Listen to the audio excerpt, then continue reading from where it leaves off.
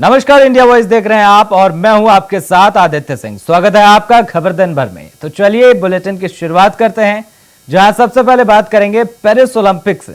आज भारतीय पहलवान विनेश फोगाट अयोग्य घोषित कर दी गई है। इससे करोड़ों भारतवासियों को निराशा महसूस हो रही है। इसी बीच सरकार से लेकर विपक्ष के सभी नेताओं ने इस पर अपना अपना बयान दिया है। मामले पर खुद प्रधानमंत्री ने भी ट्वीट कर विनेश फोगाट को सांत्वना दी है और साथ ही इस मामले पर भारतीय ओलंपिक संघ की अध्यक्ष पीटी उषा से भी बात की है। वहीं कांग्रेस नेता शशि थरूर ने मामले पर सवाल भी उठाया है। पेरिस ओलंपिक में विनेश फोगाट अयोग्य घोषित हो गई और कुश्ती का फाइनल वो नहीं खेल पाएंगी।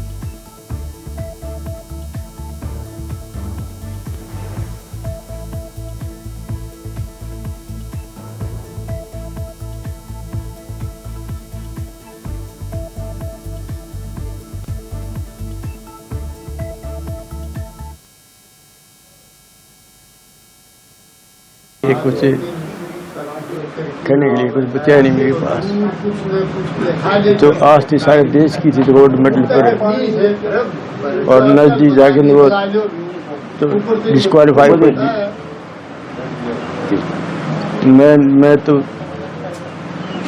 माँ बाप मेरे को तो दुख है, लेकिन सारे हिंदुस्तान को इस चीज़ का बड़ा दुख है, जिसने पूरी आस उम्मीद थी जो गोल्ड मेडल किया और वो नजदीक जा करके जो हो गया, तो सारे देश को दुख है। गोल्ड मेडल जीतने के इंतजार में बैठा था, तो ऐसे समय में जो ये खबर आई डिस्क्वालिफिकेशन की, इससे पूरा देश स्तब्ध है, हम सब स्तब्ध हैं। सबको दिल में दर्द है, सबको दिल से आज पूरा देश दिल से दुखी है। लेकिन विनेश पूरे देश की नज़र में चैंपियन थी, हैं और रहेंगी। उन्होंने बड़ी मेहनत करके वो इस फाइनल तक पहुंची थी। हमारे देश का गौरव बढ़ाने का उन्होंने काम किया था। जब सारे दुनिया के खिलाड़ी प्रैक्टिस कर रहे थे और मैट पे थे, तो वो महिला खिलाड़ियों को न्याय दिलाने के लिए वो धरने की दरी पे बैठी थी। Vinesh ji's triumph up to this point has been hugely impressive. She has shown courage, she has shown ability, she has shown a tremendous amount of determination, dedication. For me, she has won our hearts, she's increased our pride, and when she beat the world #1 wrestler, the joy in our country was phenomenal. बिल्कुल बहुत unfortunate है, क्योंकि विनेश बहुत पास थी gold के, और हमें लग रहा था कि गोल्ड जीत कर वो आएंगे भारत वापस। और पिछले कुछ दौर जो थे बहुत मुश्किल वाले थे उनके लिए भी, और जो हमने देखे हालात, जिन हालातों से वो गुजरी हैं, और उस तरीके से गुजरना और उसके बाद यहाँ तक पहुँचना, फाइनल नहीं खेल पाना, ये मुझे लगता है कि बहुत ही गुर्दा चाहिए ऐसी चीज़ को पचाने के लिए। और पर मेरे लिए वो विजेता है, वो जीत के अब बहुत करीब थी बट खेल नहीं पा रही है फाइनल। ये इट्स अनफॉर्चुनेट, पर मैं तो यही उम्मीद कर रहा था कि गोल्ड जिस दिन वो लेके आए उनको मिलने जाए, और उम्मीद तो यही करते हैं कि जिस दिन आएंगे तो मुलाकात तो जरूर होगी। वो क्या सीरियसली नहीं लिया गया? तो इंडियन जो टीम थी, मैनेजमेंट कर रही थी, जो देख रहे थे, उन्होंने हमारी जो एक स्टार हैं, जो मेडल जीतने की ओर जा रही हैं, हम ओलंपिक गोल्ड जीत सकते थे इसमें, तो ये क्या कारण हुआ कि वहां पहुंचते हुए एकदम कैसे वेट बढ़ गया? कैसे बढ़ा? कैसे बढ़ने दिया? क्या किसी ने ध्यान नहीं किया? क्या उसको बेचारे हमारी एक लड़की को ऐसे छोड़ दिया? तो ये क्या कारण है? इसके ऊपर तो भारत सरकार को, जो ये पूरे हमारे वो हैं ओलंपिक के जो मैनेजमेंट है, उनको जवाब देना पड़ेगा कि ऐसे कैसे एक बच्ची जो कि जीतने जा रही थी, इतनी मेहनत की है, जिसको आपने सड़कों तक पे घसीटा और यहाँ तक वो पहुंची, देश के लिए लड़ रही हैं, वो उसके साथ ऐसी स्थिति पैदा कैसे होने दी आपने? इसका जवाब देना पड़ेगा। Now the members of the parliament is asking for a clarification from the government exactly what happened there. So the country would like to know about the government statement, what is happened to Vinesh. Only 100 gram was... Yeah, details, we are getting reports that like that. Very sad moment for us. But we are very proud of her. very proud of her. Country is proud of her. Let us. तो वहीं Paris Olympic 2024 में कुश्ती के final match में विनेश फोगाट के disqualify होने पर पूरे देश में मायूसी है। इसी बीच खेल मंत्री मनसुख मांडविया ने यह बताया कि सरकार ने विनेश फोगाट पर कितने रुपए खर्च किए। आइए आपको सुनाते हैं उनका बयान। विनेश फोगाट पेरिस ओलंपिक की स्पर्धा से बाहर होने पर मैं एक वक्तव्य देना चाहता हूँ। भारतीय रेसलर विनेश फोगाट को तय कैटेगरी में ज़्यादा वजन 100 ग्राम होने की वजह से पेरिस ओलंपिक से बाहर होना पड़ा है। विनेश 50 केजी की कैटेगरी में खेल रही थी। स्पर्धा के लिए विनेश का वजन 50 किलोग्राम होना अनिवार्य था। UWW के नियमों और विनियमों के अनुसार सभी प्रतियोगिताओं के लिए संबंधित श्रेणी के लिए प्रत्येक सुबह वजन माप का आयोजन किया जाता है। अनुच्छेद 11 के अनुसार यदि कोई एथलीट वजन माप प्रथम अथवा द्वितीय में भाग नहीं लेता है अथवा असफल हो जाता है तो उसे प्रतियोगिता से बाहर कर दिया जाता है और बिना किसी रैंक के अंतिम स्थान पर रखा जाता है। 7 अगस्त 2024 को 50 किलोग्राम महिला कुश्ती के लिए वजन का निर्धारण 7:15 और 7:30 पेरिस समय के अनुसार रेपोचेज और फाइनल में भाग लेने वाले पहलवानों के लिए किया गया था। विनेश का वजन 50 किलो 100 ग्राम पाया गया, इसलिए वे स्पर्धा के लिए अयोग्य घोषित की गई। इस मामले को लेकर भारतीय ओलंपिक संघ ने अंतर्राष्ट्रीय कुश्ती संघ से कड़ा विरोध भी दर्ज किया है।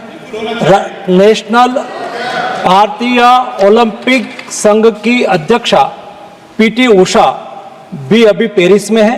प्रधानमंत्री जी ने स्वयं उसके साथ बातचीत करके उचित कार्यवाही करने के लिए, उचित एक्शन लेने के लिए भी उसको कहा गया है।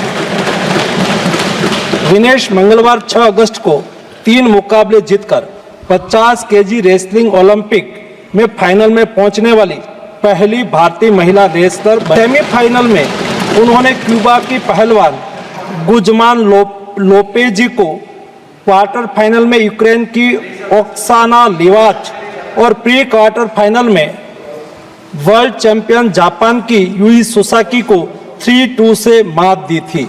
उन्हें बुधवार 7 अगस्त की रात करीब 10 बजे गोल्ड मेडल के अमेरिकी रेसलर सारा एन हिल्डरब्रांड से मुकाबला करना था। जहां तक उनकी तैयारी हेतु सहायता का प्रश्न है, भारत सरकार ने विनेश फोगाट की उनकी आवश्यकता के अनुसार हर संभव सहायता प्रदान की है। उनके लिए पर्सनल स्टाफ भी नियुक्त किए गए हैं जो अपने क्षेत्र के विशेषज्ञ हैं। उनके साथ हंगरी के विख्यात कोच ओलेर अकोस और फिजियो अश्विनी पाटिल हमेशा रहते हैं। इनको ओलंपिक के लिए इनके अतिरिक्त व्यक्तिगत सहायक स्टाफ जैसे विभिन्न sparring partners, strength of conditioning विशेषज्ञ के लिए वित्तीय सहायता प्रदान की गई, जिसका विवरण इस प्रकार है। ओलेर अकोच कोच के रूप में उसके साथ थे, वेन पैट्रिक लॉम्बार्ड स्ट्रेंथ और कंडीशनिंग विशेषज्ञ, अश्विनी जीवन पाटिल फिजियोथेरापिस्ट, मयंक सिंह गरिया स्ट्रेंथ और कंडीशनिंग विशेषज्ञ, शुभम और अरविंद स्पारिंग पार्टनर।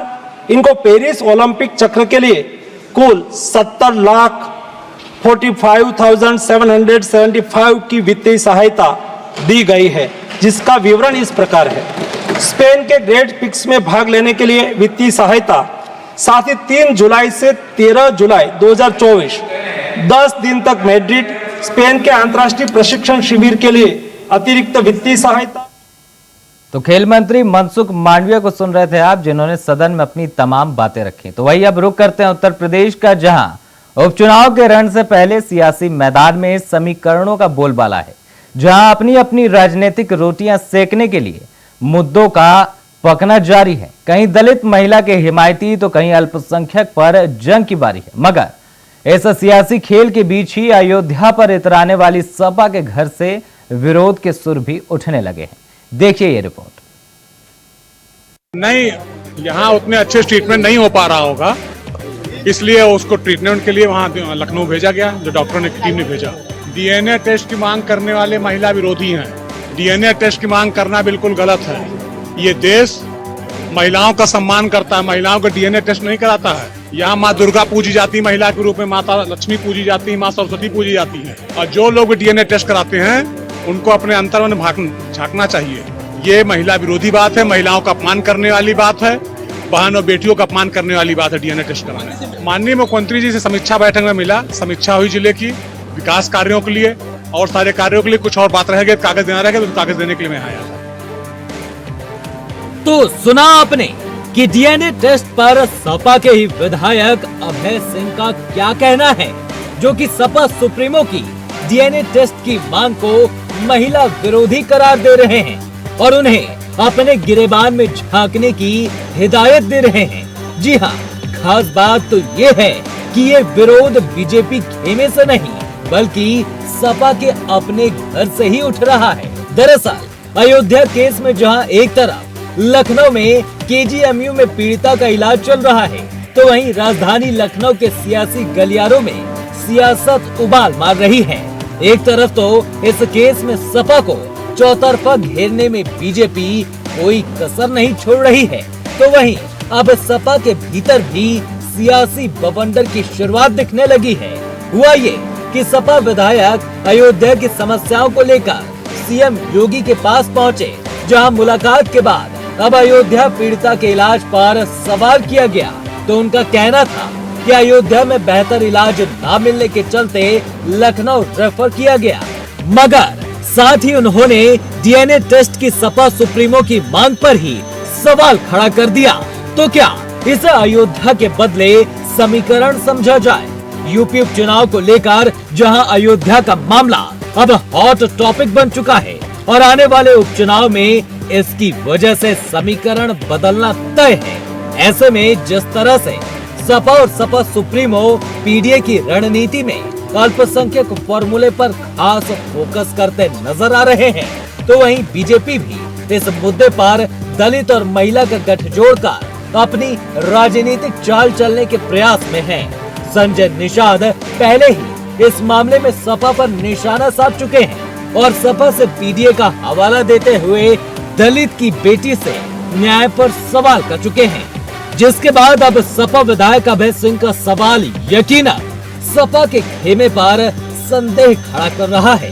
मगर सियासी खींचतान के बीच ये देखना अब दिलचस्प होगा कि आखिर उपचुनाव के केंद्र में अयोध्या और अयोध्या के इस मामले का आने वाले उपचुनाव पर क्या प्रभाव पड़ता है और इस बार यूपी में किसका पलड़ा हावी होता है। Bureau report, India voice.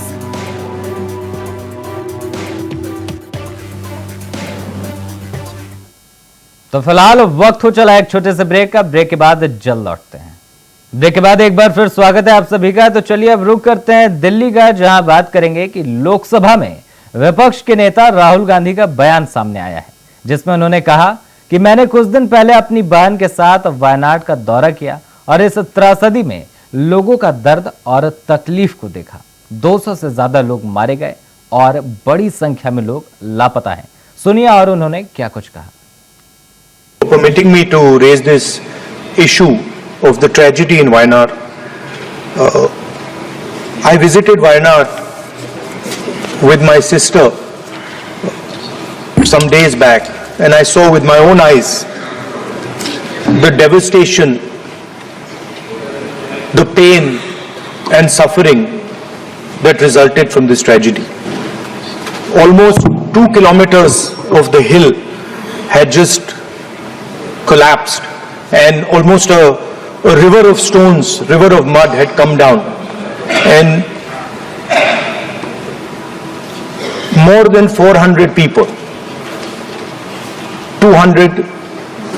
more than 200 are dead and vast number are missing, but the eventual casualty is going to be 400 plus is what it seems. I'd like to commend the work of the union and state government, of NDRF and SDRF, of the Army, Navy and Coast Guard, District Administration, Forest Department, Fire and Rescue, Health personnel, and assistance also from the state's Karnataka and Tamil Nadu. Telangana. It was also nice to see that all communities came together.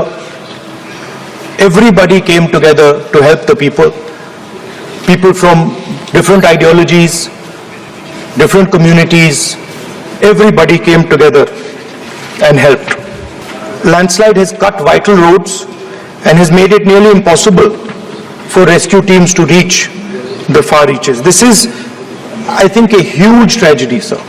And it's a very concentrated tragedy located in one very specific area. So I would urge the Union government to support a comprehensive rehabilitation package for Wayanad, including for building disaster resilient infrastructure and to help the affected communities. I would also like to urge the Union government to enhance the compensation that people are getting. And finally, I would also like to urge the government to declare the Wayanad landslides as a national disaster. Speaker, sir, I saw it with my own eyes and I've seen many disasters. I've visited many different places where disasters have taken place. But it was very, very sad to see here that in a number of cases, only one member of a family is remaining. Mother, father, grandmother, brother, everybody is dead and there's only one person remaining. Sometimes the person is a child, sometimes the person is an adult. So it was a real tragedy to see that. And I'd like to also thank the entire House for the support that everybody has given to the people of Wayanad. तो चलिए आगे बढ़ते हैं और बात करेंगे। उत्तर प्रदेश के मुख्यमंत्री योगी आदित्यनाथ अपने 2 दिवसीय अयोध्या के दौरे पर हैं और दूसरे दिन उन्होंने ब्रह्मलीन परमहंस रामचंद्र दास जी की समाधि स्थल पर पुष्प अर्पित किए, जहां सीएम योगी आदित्यनाथ ने कहा कि पूज्य संतों का संकल्प पूरा हुआ, मोदी जी के नेतृत्व में मंदिर का काम आगे बढ़ा। इस दौरान उन्होंने और क्या कुछ कहा, आइए आपको सुनाते हैं। जब परमहंस रामचंद्र दास जी महाराज की बात आती है तो गोरखपीठ, गोरखपुर और दिगंबर अखाड़ा अयोध्या वे एक दूसरे के पूरक बनकर के कार्य करते थे। आज से नहीं, 1940 के दशक से जब पूज्य परमहंस रामचंद्र दास जी महाराज का जब वे अपने बचपन में यहां आए थे, अयोध्या धाम में आए थे, तब से उनका लगाव गोरखपीठ के साथ था। तत्कालीन गोरक्षपीठाधीश्वर पूज्य महंत दिग्विजयनाथ जी महाराज के सानिध्य में रहकर के राम जन्मभूमि आंदोलन आगे बढ़ना है, इसके लिए बनने वाली रणनीति का हिस्सा बनकर के 1949 में रामलला के प्रकटीकरण के साथ ही तत्कालीन सरकार की उस दुर्दशा को, जिसके तहत वह रामलला की प्रतिमा को हटाने के कुत्सित प्रयास कर रही थी, उसके खिलाफ न्यायालय में जाने का कार्य रहा हो या उसके उपरांत न्यायालय से लेकर के सड़क तक इस लड़ाई को प्रभावी तरीके से आगे बढ़ाने का कार्य रहा हो, गोरक्षपीठ और पूज्य परमहंस रामचंद्र दास जी महाराज मिलकर के पूज्य संतों के सानिध्य में इस आंदोलन को आगे बढ़ाते रहे और आज इसी का परिणाम है कि पूज्य संतों की साधना फलीभूत हुई। 500 वर्षों का इंतजार समाप्त हुआ। अयोध्या में रामलला विराजमान हुए और विराजमान होने के साथ ही देश और दुनिया में अयोध्या धाम एक बार फिर से त्रेता युग का स्मरण कराता हुआ दिखाई दे रहा है। प्रधानमंत्री मोदी जी के प्रयास सरकार बनने के बाद जो प्रारंभ हुए, भारत की न्यायपालिका की ताकत का एहसास दुनिया ने किया कि जिस राम जन्मभूमि के बारे में लोग कहते थे कि अगर फैसला राम मंदिर के पक्ष में हुआ तो सड़कों पर खून की नदियां बहेंगी। आपने देखा होगा पूज्य संतों ने भरपूर प्रयास किया कि हम बातचीत से समस्या का समाधान निकालेंगे, लेकिन जब बातचीत के समाधान के रास्ते समाप्त हो गए और सरकार की भरभरता आड़े आने लग गई, तो उस समय पूज्य संतों ने लोकतांत्रिक तरीके से संघर्ष का रास्ता चुना। संघर्ष का रास्ता चुनने के उपरांत आप सबने इस बात को देखा होगा, आंदोलन बड़े मजबूती के साथ पूरे देश के अंदर आंदोलन आगे बढ़ा और आंदोलन के आगे बढ़ने की स्थिति थी।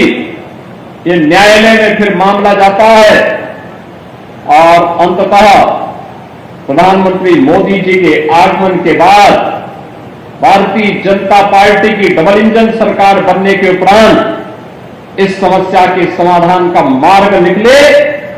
हमने देखा होगा जब 5 अगस्त 2020 को मोदी जी ने 500 वर्षों का इंतजार समाप्त करते हुए अयोध्या में माननीय उच्चतम न्यायालय के आदेश के क्रम में भव्य राम मंदिर के निर्माण कार्य का शिलान्यास और भूमि पूजन का कार्यक्रम आगे बढ़ाया था और 22 जनवरी 2024 जब 500 वर्षों का इंतजार समाप्त करते हुए प्रभु रामलला फिर से अयोध्या धाम में विराजमान हुए। ये तिथियां देश और दुनिया की न केवल सनातन धर्मावलंबी के लिए अस्मरणीय बन गई, बल्कि दुनिया के अंदर जहां कहीं भी आस्था को विध्वंस करने का प्रयास हुआ, आस्था के साथ खिलवाड़ हुआ, उन सभी लोगों के लिए एक नई प्रेरणा भी बनी। अयोध्या राम मंदिर का आंदोलन इसी अभियान की एक कड़ी है और जिसके पुरोधा में पूज्य संत परमहंस रामचंद्र दास जी महाराज के इस भव्य और दिव्य प्रतिमा को आज दिगंबर अखाड़ा में स्थापित करने का गौरव मुझे प्राप्त हुआ है, पूज्य संतों के सानिध्य में प्राप्त हुआ है। मैं सबसे पहले इसके लिए इस दिगंबर अखाड़ा के श्री महंत सुरेश दास जी महाराज को, श्री महंत उत्तराधिकारी महंत श्री रामलखन दास जी महाराज को हृदय से मैं इनका अभिनंदन करता हूं और पूज्य संत परमहंस रामचंद्र दास जी महाराज के श्री चरणों में नमन करते हुए अपनी विनम्र श्रद्धांजलि भी अर्पित करता हूं। तो फिलहाल खबर दिन भर में इतना ही। देश और दुनिया की तमाम बड़ी खबरों को देखने के लिए देखते रहें इंडिया वॉइस। धन्यवाद।